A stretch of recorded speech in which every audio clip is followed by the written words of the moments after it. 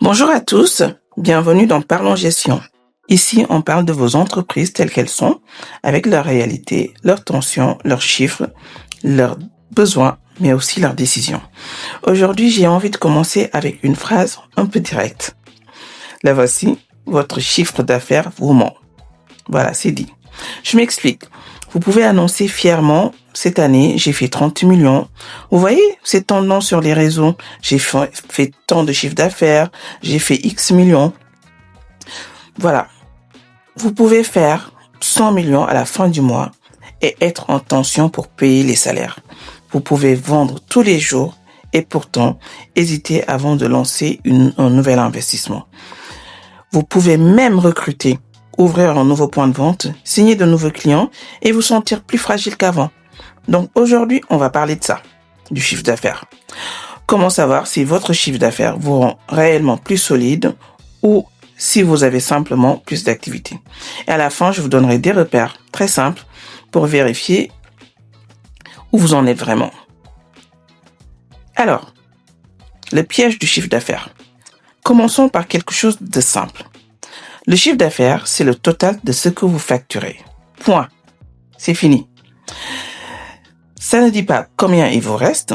Ça ne dit pas si vous êtes à l'aise pour payer vos charges. Ça ne dit pas si vous pouvez dormir tranquille. Et ça ne dit même pas combien vous avez encaissé. Ça dit seulement vous avez vendu pour X francs. Et dans beaucoup de discussions, ça s'arrête là. On confond « j'ai vendu beaucoup » avec « mon entreprise est rentable » ou « mon entreprise est solide ». Et ce n'est pas la même chose. Vendre beaucoup, c'est bien, c'est même très bien. Mais ce qui compte vraiment, c'est ce qui reste après. Je vais vous donner 3 cas que je vois souvent. Peut-être que vous allez vous reconnaître, qui sait. Premier cas qu'on peut voir, c'est vous vendez beaucoup, mais vous gagnez peu. Prenons un commerce de détail. Une boutique de vêtements à Dakar ou à Abidjan, par exemple. Les clients viennent, achètent. Le chiffre est là. Il n'y a pas de souci de ce côté, mais il y a beaucoup de marchandage. Le fameux wahale, comme on dit chez nous. Donc, on accorde des remises pour ne pas perdre la vente. On vend parfois presque au prix d'achat pour faire tourner. Résultat, le chiffre d'affaires reste bon, mais la marge est très faible. Autre exemple, toujours dans ce même cas de figure, un entrepreneur dans le BTP. Il accepte des chantiers avec des prix serré pour ne pas laisser le marché à la concurrence. Malheureusement, c'est souvent le cas. Donc, il signe. Mais entre les imprévus chantiers, les retards fournisseurs, la gestion des manœuvres journaliers et les ajustements, la marge est inexistante. Le chiffre d'affaires est bien là, mais le bénéfice réel est beaucoup plus petit.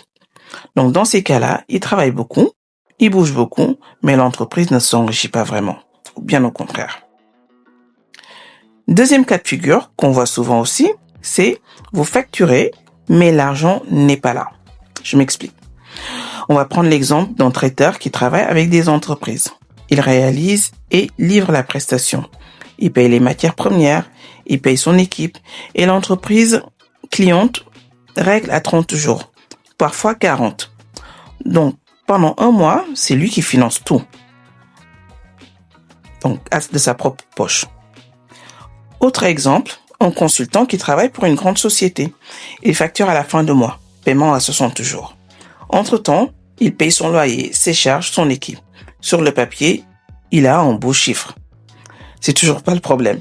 Mais dans la réalité, il vit avec une trésorerie tendue.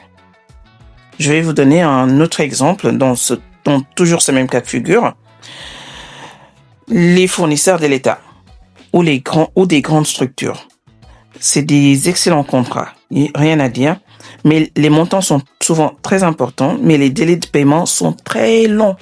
Et parfois même un découvert bancaire, vous allez avoir recours à un découvert bancaire pour tenir. Donc là, vous voyez, le problème n'est pas la vente, c'est le décalage entre facturer et encaisser. Troisième cas de figure, vous grandissez, mais vous vous alourdissez. Je vais prendre l'exemple d'un restaurant qui marche bien, pour imaginer la chose. Ce restaurant a plus de clients. Alors, il agrandit la salle. On recrute plus de personnel. On augmente le stock. Tout va bien tant que tant que la fréquentation reste élevée.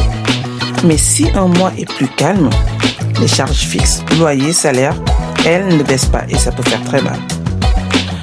Encore un autre exemple, un entrepreneur agricole qui augmente fortement sa production.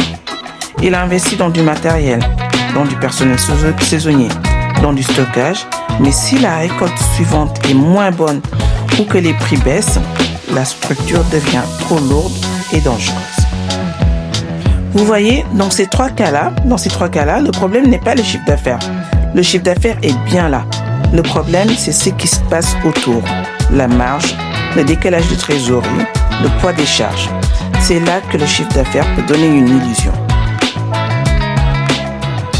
Si on résume ce qu'on vient de voir, on peut vendre beaucoup sans gagner beaucoup. On peut facturer sans encaisser vite. On peut grandir sans devenir plus solide. C'est pour ça que le chiffre d'affaires tout seul peut être trompeur et ne veut rien dire même au final. Si le chiffre ne suffit pas, qu'est-ce qu'on regarde? Donc c'est la question que vous allez me poser. Mais Fatou, si le chiffre d'affaires ne suffit pas, on regarde quoi? Alors très bien, on va regarder trois choses. Toujours ensemble, jamais séparément. Première chose à regarder, la marge. Ce que vous gardez vraiment. La première question, c'est simple. Sur ce que vous vendez, combien vous reste-t-il réellement? Ce qui reste après les achats, les coûts directs, les sous-traitants, les matières premières. Si vous vendez pour 1 million et qu'il vous reste 150 000 après, votre réalité n'est pas 1 million. D'accord? Votre réalité, c'est 150 000. Et beaucoup d'entrepreneurs ne connaissent pas ce chiffre-là précisément. Donc, première chose, ne regardez pas ce que vous faites, regardez ce que vous gardez. Deuxième point, la trésorerie, ce que vous avez réellement. Vous pouvez être rentable et manquer de cash, oui. Vous pouvez vous poser une question très simple. Aujourd'hui, combien de mois de charges fixes je peux couvrir sans nouvelle vente? 1 mois, 2 semaines, 0 jour. C'est ça qui vous dit si votre entreprise est stable, pas votre chiffre d'affaires annuel. La trésorerie, c'est votre capacité à respirer. Troisième point, à regarder, le rythme des encaissements. À quelle vitesse l'argent rentre-t-il? Vous facturez peut-être beaucoup, mais si 40% de vos factures sont impayées ou sont payées en retard, cet argent-là reste dehors. Donc, votre croissance devient une pression. Plus vous vendez, plus vous financez. Et ça, c'est un piège très silencieux. Donc, si on résume, le chiffre d'affaires, c'est l'entrée. La marge, c'est ce que vous gardez afin que l'entreprise... c'est ce que l'entreprise garde. La trésorerie, c'est ce qui sécurise l'entreprise. Et la vitesse d'encaissement, c'est ce qui vous stabilise, ce qui stabilise l'entreprise. Si vous ne regardez que le chiffre d'affaires, vous voyez un mouvement, mais vous ne voyez pas la solidité. D'accord? Donc, je vais vous proposer un exercice très simple. Prenez une feuille ou votre téléphone et notez 4 chiffres, pas plus. C'est assez simple et ça va aller vite. Donc, premier chiffre à noter, votre chiffre d'affaires du mois dernier, le vrai. Pas une estimation, ce que vous avez réellement facturé. Ok? Deuxième chiffre à noter, ce qui vous reste après les coûts directs. Vous enlevez les achats, les matières premières, la sous-traitance, les coûts directs liés à la production. Ce chiffre, c'est votre marge brute réelle. Déjà là, beaucoup découvrent un écart. Troisième chiffre à noter, vos charges fixes mensuelles. Loyer, salaire, abonnement, crédit, charges régulières, tout, la totale. Ce chiffre, c'est ce que votre entreprise doit couvrir chaque mois, qu'il y ait des ventes ou pas. Quatrième chiffre à noter, votre trésorerie disponible aujourd'hui. Je parle pas de trésorerie prévue, je parle de la trésorerie qui est actuellement sur votre compte bancaire. Et maintenant, on va se poser 3 questions simples quand vous aurez noté tout ça. Première question, est-ce que ma marge couvre largement mes charges fixes? Deuxième question, combien de mois de charges fixes je peux payer avec ma trésorerie actuelle? Troisième question, si mes ventes baissent de 20% pendant 2 mois, est-ce que je tiens? Voilà. Voici ces 3 questions-là qu'il faut se poser après. Donc, si vous ne pouvez pas répondre clairement à ces questions, ce n'est pas grave. Mais vous aurez le temps de le faire et il faut mettre des actions en place. Mais ça veut dire surtout que votre chiffre d'affaires vous rassure sans vous donner de visibilité. Et je vais être honnête avec vous. Dans nos contextes, le chiffre d'affaires est souvent une question d'image. On aime annoncer le montant. On aime dire qu'on a fait tant.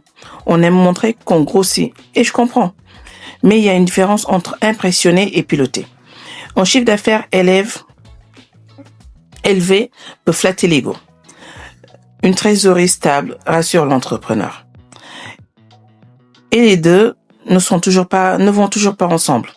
Le vrai dirigeant ne se demande pas combien j'ai fait cette année, il va se demander plutôt est-ce que mon entreprise est plus forte qu'avant. Vous voyez la différence? Donc, pour finir tout ça, votre chiffre d'affaires n'est pas votre richesse. Il faut le garder en tête. C'est juste une information isolée. La vraie force d'une entreprise, c'est sa capacité à garder, à absorber et à décider sereinement. Voilà ce que je pose ici aujourd'hui. Je vous souhaite donc une semaine lucide et surtout bien pilotée. Et je vous dis à très vite pour un autre épisode.